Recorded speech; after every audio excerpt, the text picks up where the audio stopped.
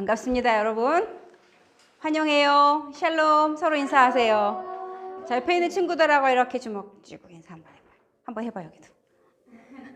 자, 가벼운 터치, 가벼운 사회적 거리두기. 자, 오랜만에 우리 동준이 멀리 울산에서 석 달 있다가 올라왔어요. 너무너무 반갑고요. 온라인에서 예배한 우리 친구들도 반갑습니다. 샬롬. 자, 오늘 말씀 제목은요. 제목이 뭐예요? 같이 읽어볼게요. 시작. 사랑의 권세. 베드로전서 4장 7절부터 11절 말씀을 가지고요. 사랑의 권세라는 제목으로 말씀 나눌 거예요. 와, 권세가 계속 나오네. 그죠? 무슨 권세 했는지 기억나요? 네. 뭐 했었죠? 혀의 권세, 믿음의 권세, 중복, 중복의 권세. 세 가지 했죠. 그죠? 오늘은 무슨 권세예요? 사랑의 권세. 와, 또 다른 권세가 우리 안에 있었구나. 자, 보세요. 오늘 말씀 좀 전에 암송을 이제 했는데 짧으니까 한 번 더 해볼게요. 시작.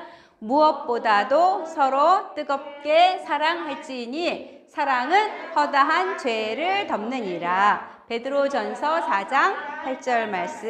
아멘. 여기 보여요? 선생님이 가려서 안 보이는 거 아니야? 네. 자, 이 말씀 가지고요. 오늘 또 함께 사랑의 권세는 얼마나 세고 강력한가를 좀 볼 건데요. 자, 여기 한번 보세요. 가능해요? 엄마가 이 아기 때문에 사랑의 힘으로 번쩍 들어 올렸어요. 이걸 다른 말로 말하면 뭐라고 해요? 사랑의 권세라고 해요. 얼마나 강력한지 자동차를 들어 올려. 이게 실제로 가능할까? 네. 아, 가능할 거예요. 선생님 경험이 있나 봐. 그 선생님이 막 어저께 열심히 찾아봤거든요. 했더니 자, 이 보세요. 1964년형 쉐보레 임팔라. 처음 들어봤어. 이 자동차가 선생님보다 더 오래 살았어. 무슨 말인지 알겠죠? 64년도에 탄생한 자동차니까. 이렇게 생긴 자동차가 있었어요. 그런데 1982년 미국 조지아주에서 안젤라 카발로라는 51세 된 여성이, 그러니까 거의 비슷한 것 같아요, 선생님하고. 뭐 비슷해요. 덩치도 비슷해요. 이 자동차를 번쩍 들어 올렸어요. 어떻게 가능했을까요? 그 밑에서 아들이 자동차를 이렇게 높이 세워놓고 정비를 하고 있었던 거야. 근데 그게 부러지면서 자동차가 내려앉으니까 어떻게? 그 밑에 아들이 갇혔잖아요. 자동차 밑에 깔렸잖아요. 어떻게? 아들을 살려야 되잖아. 그래서 엄마가 그걸 혼자 힘으로 들어 올려가지고요. 실제로 이게 뉴스 기사에 나온 거예요. 놀랍죠? 근데 이게 한 번만 이런 일이 있었던 게 아니고요. 또 다른 거 봐요. 이게 정비할 때 이런 식이거든요. 이런 거 보셨죠, 여러분? 3미대 들어가서 하니까 이런 걸로 지지대 올려놓고서 이제 여기서 막 하고 있는데 얘가 갑자기 툭 부러지면 어떻게 되겠어요? 자동차가 밑으로 내려오면서 사람이 깔리잖아. 그런 상황이었던 거야. 자, 근데 2015년, 이건 최근이야. 2015년에 11월 미국 버지니아주에서 있었던 거야. 저기 옆에 아저씨 있지? 저 아저씨 누구냐면 에릭 허펠마이어. 이름이 되게 어려워서 써왔어. 저 옆에 있는 언니는 뭐냐면 샬럿 허펠마이어. 뒤에 뭔가 같은 이름이 붙은 거 보니까 무슨 관계인지 알 것 같죠, 대강. 같은 성씨야, 쉽게 말하면. 그래서 이 허펠마이어 아빠, 딸, 이 누가 살렸을까요? 아빠가 딸을 살렸겠죠. 근데요, 반대예요. 자, 이 딸이 들어올린 트럭이에요. 아빠가 차고에서 아까 그 사람처럼 차를 수리를 하기 위해서 딱 누워가지고 막 하고 있었는데 갑자기 부러졌어요. 그래서 아빠가 깔렸어요. 근데 이건 더 심각했던 게 뭐냐면 차에 깔리면서 차가 쿵 떨어지면서 차고에 휘발유통을 엎어버렸어요. 그래서 차고에 불이 난 거야. 근데 이 딸이 지금 느낌이 이상해서 차고로 막 달려왔는데 아빠가 안 보여. 그래서 열심히 찾아보니까 아빠가 차 밑에 깔렸어요. 어떻게 19살인데. 그래가지고 막 사람을 이렇게 불러야 되는데 불나고 지금 아빠 죽게 됐는데 시간이 없잖아요. 어떻게 해요?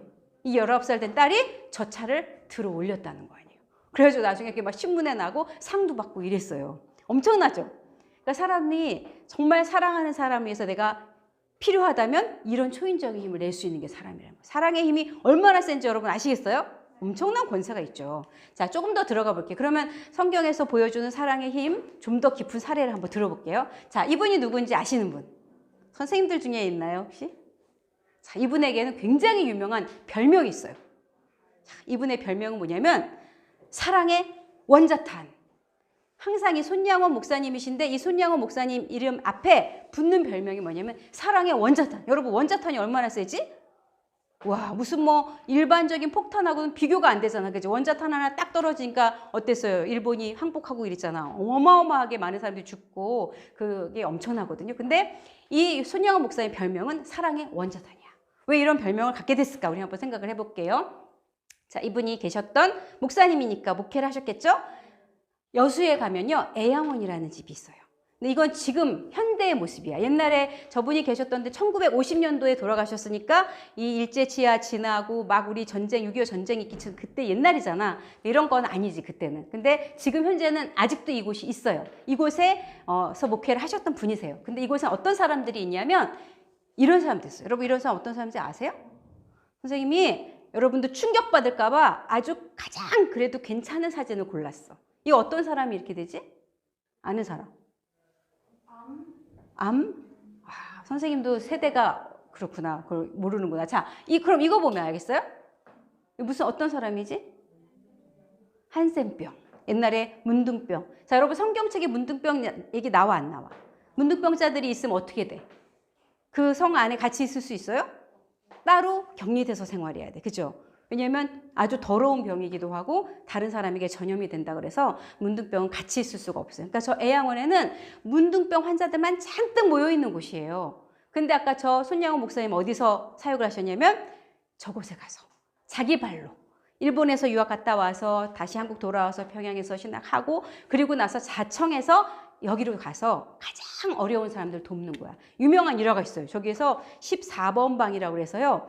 이 한센병 환자 중에 아주 중증 환자만 모여있는 그런 방이 있는데 거기에 고름이 막 차 있는데 고름을 이렇게 꺼져나 이렇게 해서 짜내야 되잖아요. 근데 그걸로 안 돼. 그러면 최종적으로 뭘로 해야 되냐면 입으로 빨아야 돼, 고름을. 그럼 어떻게 돼 있어요? 끔찍하죠. 근데 이 손양호 목사님은요, 그 방에 들어가서 옷도 그냥 가운도 다 가운 입고 들어가거든요. 자기를 보호해야 되니까. 근데 가운도 안 입고 그냥 맨발로 그 방에 들어가서 그 환자의 몸에서 고름을 자기 입으로 짜내는 그런 일을 하신 거 너무너무 놀랍죠. 그죠? 그러니까 막 이 애양원에 있는 그 환자들이요. 자기를 사람 취급해 줬다고 너무너무 고마워하면서 이 손양호 목사님한테 엄청 감동을 받았어요. 그것만으로도 사랑의 원자탄 할 만하죠. 그죠? 근데 더 큰 일이 있었어요. 더 큰 일은 뭐냐면, 자, 1948년도에 여순 반란 사건이라는 우리나라에 굉장히 슬픈 사건이 있었어요. 여순 지역에서 여러분 좌파 공산 세력에 대해서 들어봤어요? 우리 저 북한의 공산주의 있죠? 그 당시에는 남북한이 이렇게 나눠져 있는 건 아니지만 공산주의 사상을 갖고 있는 사람들이 주로 북한에 있었는데 여순 지역에 있는 군인 중에서 일부 사람들이 좌파에 물들어서 반역을 한 거예요. 그래가지고요, 이제 손양호 목사님의 여기 아들 손동인, 손동신 그랬지? 근데 손동준이랑 앞에 두 글자가 똑같네요. 동인이, 동신이 이 두 아들은 굉장히 열심히 기독교 청년으로 활동을 하고 있었어요. 손양호 목사님 아들이니까. 근데 좌파들은 기독교인을 되게 싫어요. 공산당하고 안 맞아요, 기독교는. 그러니까 기독교인이라는 이유로 너 예수 믿을 거야? 안 믿는다고 말해. 그러면서 이제 막 억지로 예수님을 부인하게 했는데 거부했죠. 그랬더니만 총으로 큰 아들 동인이를 쏴서 죽여버렸어요. 그러니까 동생이 원래 형을 살려달라고, 우리 형은 아빠의 뒤를 이어야 되고 가정의 가장이니까 제일 장남이니까 제가 대신 죽겠다 그래서 막 빌었는데 안 듣고 형을 쏴 죽였어요. 그리고 나니까 이 동생이 나도 죽이라고, 그리고 당신들도 예수님 믿으라고 그러면서 전도를 했는데 너무너무 화가 난 거야. 이 친구들이, 여기 보이죠? 이 화난 친구. 그래가지고 너도 죽어. 그리고 한 자리에서 두 아들을 다 죽여버렸어요. 여러분 어떻겠어요? 너무 끔찍하죠? 너무 사랑하는 두 아들이 하루아침에 공산당의 총에 죽어버린 거예요. 그런 일을 이 목사님이 당하셨어요. 자, 근데 여기 보면 손양호 목사님의 이건 진짜 사진이에요. 좀 전에는 진짜 사진이 아니지만 장례식. 이 손양호 목사님 1950년에 공산당에 의해서 또 총살당해서 돌아가셨거든요. 근데 이 장례식 때 상주가 누구냐면 저기 머리에 하얀 목을 쓴 사람 있죠? 저 사람이 상주인데 누구냐면 안재선이야. 이 안재선이 뭐냐면 손양호 목사님의 두 아들을 총으로 쏴 죽인 사람이야. 무슨 말인지 알겠어요? 지금 상황 이해가 돼요? 내 아들을 총으로 쏴 죽인 사람은 어떻게 해야 돼? 죽여야 되지 않아? 내 아들 하나도 아니고 2명을 죽였는데? 그쵸? 그래서 이제 그 여순반란 사건이 진압된 다음에 재판이 열리고 이 안재선 주모자이기 때문에 얘를 죽이는 사형 집행을 하려고 했었어요. 근데 손양호 목사님의 마음에 하나님의 마음을 갖게 된 거야. 예수님의 마음을 품어서 내 아들을 죽인 이 안재선을 용서해 주라고, 죽이지 말아달라고 막 달려가서 이제 사형 집행을 정지시킨 거예요. 그리고 나서 더 나아가서 이 아들을, 죽은 내 아들을 대신해서 내 아들을 삼겠습니다. 그리고 양자로 삼아버린 거예요. 너무 놀랍죠. 그래서 손양호 목사님이 양자가 돼서 아버지의 장례식을 대신 치러주는 장면이야. 그리고 이 안재선이 진짜 죽인 동인, 동신의 실제 사진. 이만큼 키웠는데 다 큰 아들들이 죽었으니까 얼마나 슬펐겠어요. 그리고 나서 이 9가지 감사에서 굉장히 또 유명한 손양호 목사의 감사 기도가 있는데 그것까지 너무 길어지니까 일단은 패스를 할게요. 사랑의 원자탄 자격 있어요, 없어요? 있죠. 엄청나죠. 이분이 누구냐면 안재선, 그 아까 아들 둘을 죽인 공산당 안재선의 누구? 아들 안경선 목사님. 지금 이분은 지금 살아계신 분이야. 지금 목회를. 그러니까 손양호 목사님의 손자죠. 근데 양아들, 양손자죠. 근데 이분이 고3 때 자기 아버지가 돌아가신 다음에 내가 누군지를 안 거야. 자기 아버지가 우리나라에서 가장 존경받는 손양호 목사님의 아들을 죽인 사람이라는 사실을 깨닫고 알게 되고서 이분이 충격을 받아가 엄청 방황을 했대요. 근데 그 아버지가 죽으시면서 너는 꼭 신학교 가서 목사가 되라. 그렇게 얘기를 해가지고요. 이분이 결국은 목사가 됐어요. 지금은 이제 간증도 하고 굉장히 많이 하고 계세요. 사랑의 원자탄이란 말이 그냥 붙은 게 아니라 이거. 저는 어저께 손양호 목사님에 대한 걸 되게 많이 자료를 봤는데요. 시간이 없어서 말씀 못 드리지만 정말 많은 일들이 있었더라고요. 근데 정말 이 손양호 목사님이 이렇게 할 수 있었던 그 이유가 뭘까요? 도대체 그분 안에는 뭐가 있었길래 이런 삶을 살 수 있었을까요? 여러분 그렇게 할 수 있겠어요? 저도 못할 것 같아요. 절대 못할 것 같아요. 근데 그분은 무엇을 알았던 분이에요? 바로 십자가의 사랑을 알았던 분이에요. 자, 사랑의 원자탄은 어디서부터 시작된 거냐면 바로 이 예수님의 십자가에서 시작된 거야. 자, 생각해 보세요. 이 다음 사진에서 자, 예수님이 우리를 사랑하셔서 이렇게 품고 계시는데 여러분 예수님은 원래 누구예요? 자, 대답하세요. 예수님은 원래 누구예요? 원래 하나님이시잖아. 그죠? 근데 예수님 이 땅에 오셨을 때 어떻게 했어요? 사람으로 오셨어. 근데 그 사람이신 예수님이 어떻게 해서 사람들이? 십자가에 못 박혀 죽여버렸잖아. 그죠? 그러면 아까 안재선이 손양호 목사님 아들을 죽인 것처럼 그죠? 하나님이 세상을 이처럼 사랑하사 독생자를 보내셨는데 이 세상 사람들이 그 독생자를 죽여버렸어요. 그럼 마음이 어떻겠어요? 원수를 갚아야 되잖아. 근데 하나님은 어떻게 했어요? 그 독생자를 통해서 그분을 죽인 사람들을 구원하셨잖아요. 그죠? 그 사랑은 손양호 목사님이 예수님의 사랑을 닮은 거예요. 이해하시겠어요? 손양호 목사님이 예수님처럼 예수님의 사랑을 내가 받았으니까 너무나 그 큰 사랑을 아니까 나도 예수님처럼 이들을 복수하지 않고 끝까지 사랑하고 양자 삼아서 우리도 하나님 안에서 양자가 됐거든요. 하나님의 양자. 친자녀가 아니 친자녀라고 하나님 부르시지만 법적으로는 양자가 돼서 들어온 거거든요. 우리도 하나님의 양자 된 것처럼 그렇게 실천하셨다라는 거예요. 여러분 이 사랑 받았어요, 안 받았어요? 그렇죠. 우리는 하나님으로부터 정말 이렇게 놀라운 사랑을 받았어요. 정말 사랑의 최고봉은 예수님이에요.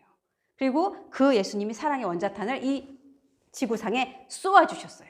그리고 그 원자탄을 맞은 손양호 목사님이 또 이 땅에 안재선 저 살인자에게 원자탄을 쏜 거야. 그랬더니만 또 목사님이 한번 또 나와서 수많은 사람을 살리고 있어요. 여러분도 그 원자탄을 맞으시기 바라요. 사랑의 원자탄. 그리고 그 원자탄이 되셨으면 좋겠어요. 그러면 자, 이분이 누군지 아시겠어요? 되게 유명한 분인데 얼마나 예수님의 사랑이 강력했는지를 이분이 증거해줘. 되게 이해가 안 가지? 저 사람이 왜? 나폴레옹 어느 나라 왕이지?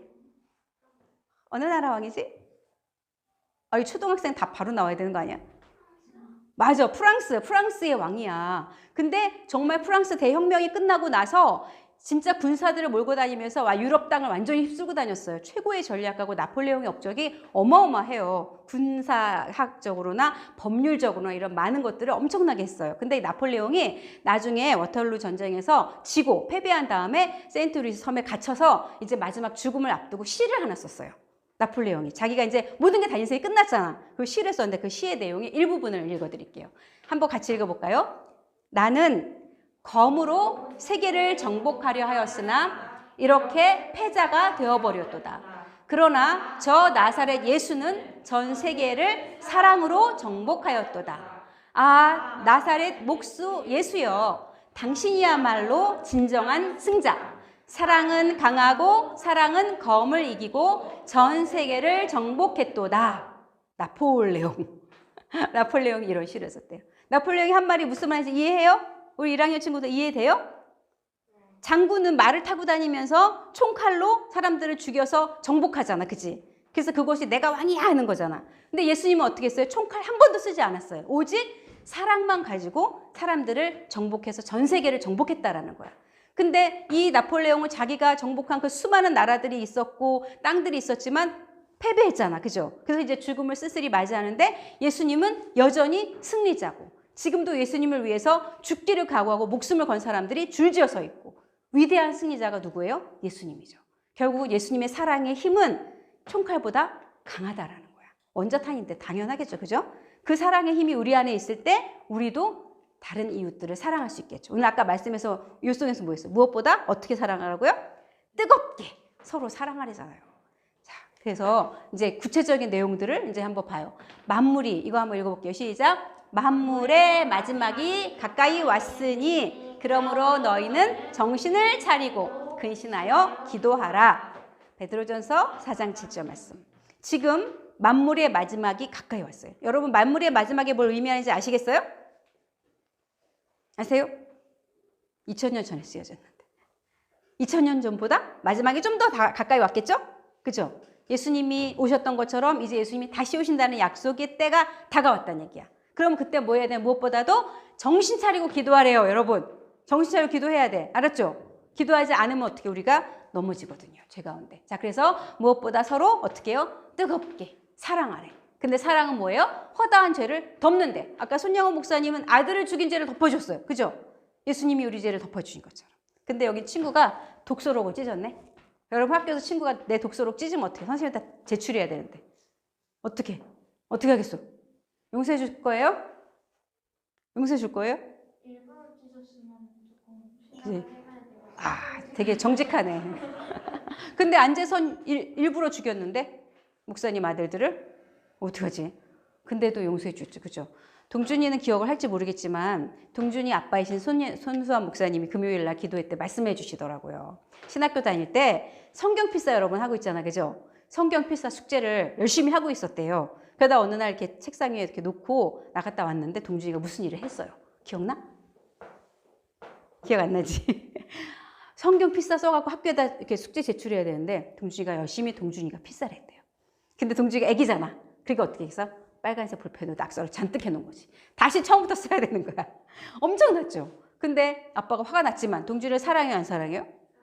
용서하고 사랑하죠. 아빠인데. 그죠? 그런 것처럼 우리가 어떤 잘못을 해도요. 그렇게 사랑하는 거예요. 이게 사랑은 뭐예요? 허다한 죄를 덮느니라. 만약에 여러분이 친구나 동생이나 언니 오빠나 엄마 아빠가 나한테 잘못했어. 죄를 지었어. 근데 내가 덮어줄 수 있는 마음이 없어. 나는 복수하고 말 거야. 이런 마음이 들면 사랑하는 거 아니야? 아닌 거야. 여러분이 하나님의 주신 그 사랑의 원자탄을 맞았으면 여러분은 남의 죄를 덮어줘야 된다라는 거예요. 그게 이 오늘 말씀이에요. 자, 그리고 그래서 친구들을 대접해. 내가 먹을 거 같이 나눠서 먹고, 그리고 또 봉사도 즐겁게 힘써서 하고, 그죠? 앞장서서 막 하는 거죠. 이 모든 것들이 내가 사랑받았기 때문에 그래요. 그래서 우리 서로 뜨겁게 사랑하자. 우리 마지막으로 고백했으면 좋겠어요. 하나님 사랑해요. 예수님 사랑해요. 우리 다 같이 소리내서 고백해 볼까요? 시작. 예수님 사랑해요. 자, 우리 같이 기도하겠습니다. 하나님 아버지 감사합니다. 하나님께서 우리에게 너무나 큰 참 사랑이신 예수님을 보내주셔서 우리가 예수님의 그 사랑의 원자탄으로 아버지와 이렇게 용서받고 하나님의 새 생명을 얻은 자가 되게 해주시니 감사합니다. 이제 아버지 하나님 우리 어린이들과 우리 선생님들 모두가 이와 같이 사랑의 원자탄이 되어서 이 사랑을 전파하고 나누어주는 삶을 살 수 있도록 축복해 주세요. 우리의 모든 생활 속에서 우리에게 지은 작은 죄들 때문에 누군가를 미워하거나 원망하지 않게 하시고 모든 허물을 덮어줄 수 있는 참 사랑을 실천할 수 있도록 우리 모두를 축복해 주세요. 감사드리고 예수님의 이름으로 기도드렸습니다. 아멘. 수고하셨습니다.